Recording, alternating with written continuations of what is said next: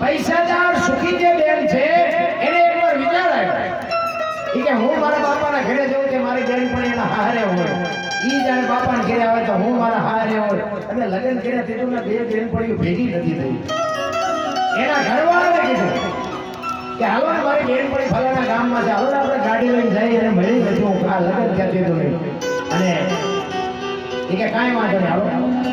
એ ગાડી લઈને ગયા, પૂછતા પૂછતા એના ઘરે ગયા અને આમ ઘરની ડેલીએ પહોંચ્યા ને એટલે કીધું ફલાણી બેનનું ઘર એની હાઉ ફળિયામાં ઊભી. એટલે એની હાઉને કીધું એ કે હા આ ઘર. તો કે ક્યાં છે મારી બેન પડી? તો કે અંદર રૂમમાં છે. ત્યારે આ બેન અવાજ મારે છે કે બેન અમે ઠેઠ ત્યાંથી આવ્યા, હવે તો રૂમમાંથી તો બહાર નીકળ. એટલે બેન ના પાડે છે, અંદર રૂમમાંથી ના પાડે છે. જો તમને મને દુઃખ કાંઈ પડ્યા જ નથી. દુઃખ કોને કહેવાય એની તમને યાદી કરાવું. એ દીકરી ના પાડે, એ કે હું બહાર નીકળી ગયું તો શું કામ? ત્યારે દીકરી કહે છે શું કહે છે? દુઃખનો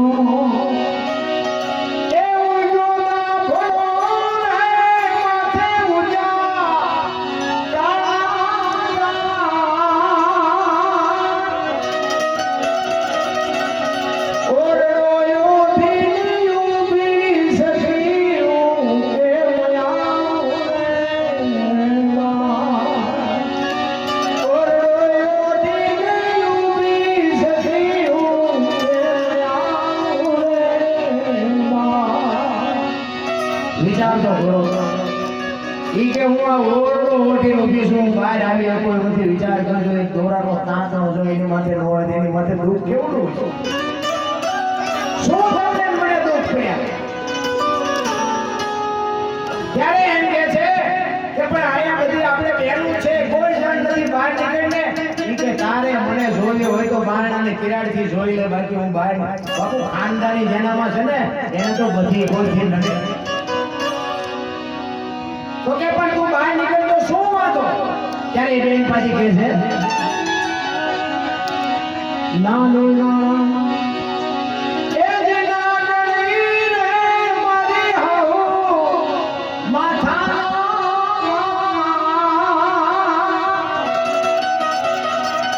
એ કે પણ આવી જો પીડા હોય તો તારે તારા ઘરેથી નોખું થઈ જવાય ને, શું કામ આવી જિંદગી જીવન? ત્યારે એ કહે છે નાનું નાનું એ જે નાનણી છે ને ઈ હાઉ માથા.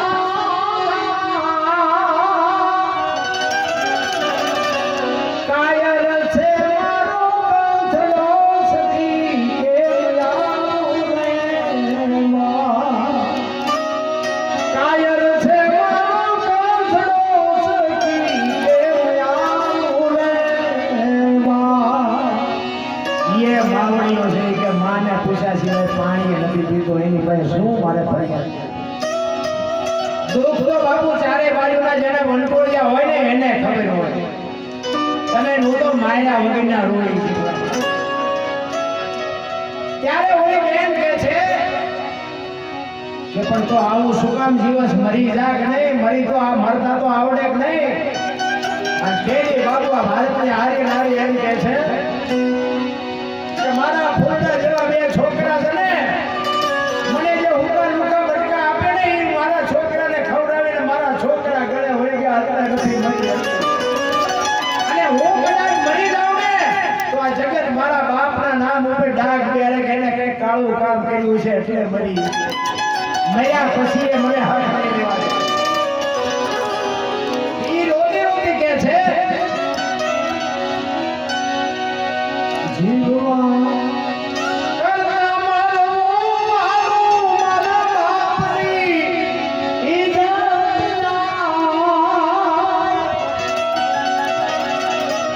મારા છોરો મને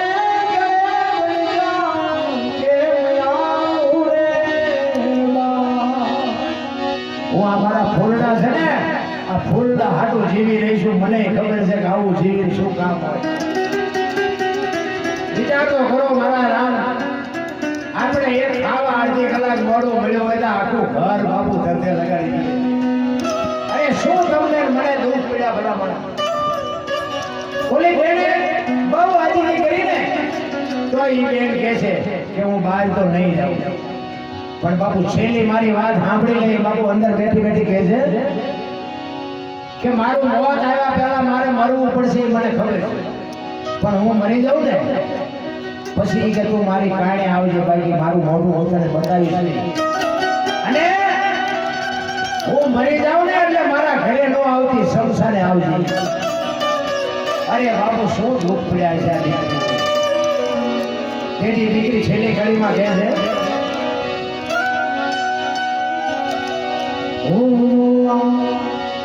પછી આવજે બેની તું મારી એ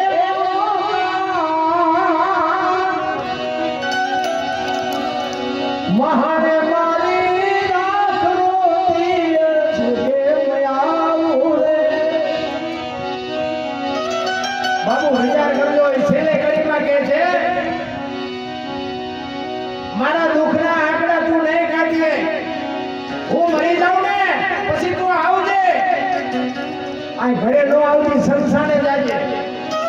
મારી રાખનો ઢગલો પડ્યો હોય ને ત્યાં કાન માંડજે મારી રાખ રોતી છે રાખ. બાપુ વિચાર કરજો કેવડું દુઃખ પડ્યું છે. હું તો આ દીકરીઓને એક સલામ કરું છું, હાથ જોડીને વિનંતી કરું છું. સુખ દુઃખ છે ને એ તો બાપુ આ જીવનનું એક પૈડાના આરા જેવી વાત છે. પણ તમારો બાપ કે તમારો ભાઈ આ દુનિયામાં સાથી કાઢીને હાલી શકે ને એવું જીવજો. બાકી દુનિયા બાપુ તમે ધારો એટલી બધી હારી નથી. તમે એક પગલું જો ખોટું ભરશો ને તો તમારો બાપ કે તમારો ભાઈ કે તમારો કાકો આ દુનિયામાં જીવીએ નહીં કે મરીએ નહીં કે સાથી કાઢીને આ દુનિયામાં હાલી નહીં. એટલા માટે હું બેનોને ખાસ વંદન કરી. મારી વાત અગર કડવી લાગે તો માફ કરજો, પણ છે સત્ય. અને પછી મા બાપ જો તમે હામાં થઈને કે ગાડાવાળા જાશો ને એટલે ઈ તો રમકડા જેમ છોકરા ફેંકી દે ને તમે ફેંકાઈ જાઓ ને તેથી બાપના ડેલા વેલા બંધ થઈ ગયા. પછી તમને એ નહીં રાખે ને આયા નહીં રાખે. બાપુ એવી દીકરીઓ તમારે જોડી લો, હાલો મારા ભેગા. એટલા માટે કહું સમય સમયનું કામ કરે છે. તમારે મારે બાપુ બધાના ગાડીઓ બંગલા નો હોય. એટલા માટે તમને મને આ માણસનો અવતાર મળ્યો છે. તમે વિચાર તો કરો. આ મીરાબાઈ મેવાડમાં ત્યાં રાણાએ લોહી પીધું પછી મથુરા ગયા, ગોકુળમાં ગયા, ત્યાં પાછા લોહી પીવા મળ્યા દ્વારકા બી આવ્યા. અમારા દરબારની દીકરી હતી. બાપુ આટલું બધું રખડી છે એને જગતે કાંઈ નહીં કર્યું હતું, પણ કોઈ એને વિચાર્યું નહીં કે મારે મરી જવું છે. તો આપણને આ સીતાજી તમે જોવો મિથિલા નરેશની દીકરી 14 વર્ષ સુધી જો રામ ભેગા વનમાં ભાટકાય છે તો તમને મને શું દર્દ પડ્યું. આપણી માથે બાપુ કહે છે ને આમ ગામના ઠામ છે, કાંઈ ઘટતું નથી. આ તો બધા રોવાના હેવાયા થઈ ગયા, બાકી કોઈને કાંઈ તકલીફ નથી. એટલા માટે કહું છું કે સમય મળ્યો છે મા બાપને આબરૂને વધારવાને તો કાંઈ નહીં, પણ ઘટે તો આ જીવન ધૂળ થઈ જાય. સમજી લીધું ઘટે એવું પગલું તો બાપુ કોઈની જિંદગીમાં ન ભરાય. અને એટલા માટે કહું છું કે દીકરીઓ જ આબરૂ રાખી શકે. તમે જો ઘરમાં આ મોટી મોટી કરીને ઘરે કોઈ હારા વાઈટ ન હોય તો શું કરું? આ તમે અમને આમ હાથની હથેળીમાં રાખો અને પછી તમે ઇનકો આવ્યા ને એમ કે હાલો હાલો રોટલા પાણી ચા પાણી સિવાય જવાય. અને આમ ડેલા લઈ લો અને રવાડામાંથી હાંસ લોટા મળે ઉડવા મારે ચીપવા જવું.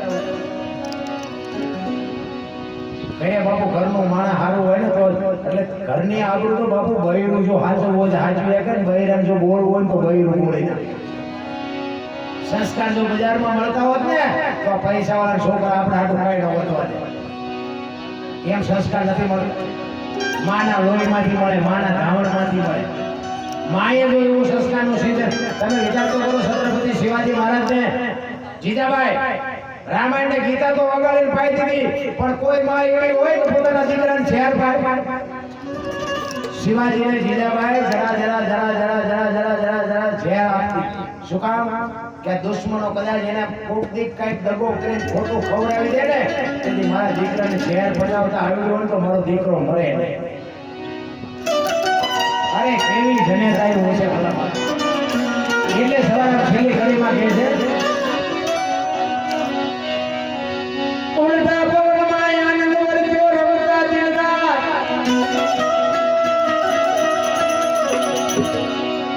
દાસ સો ફૂલ કરી દઈ ચરણે અમે કેને કરીએ વા સંતોના બાપુ રુધિયા રોયા છે. સંતો કહે છે અમારે કોઈને કહેવું છે પણ કોઈ મને પૂછતું જ નથી મારે કોને કહેવું. ઈશ્વરને હું તો રાજનીતિ ભેગા રમતા હતા પણ કે મને કોઈ પૂછે તો કહું ને મને કોઈ પૂછતું જ નથી. સતાર બાપુની વાણી કે જેને જેને કહું એ કહ્યું ન માને મૂર્ખો ઘણી મને મારે છે લાતું નથી રહેવાતું હવે નથી રહેવાતું.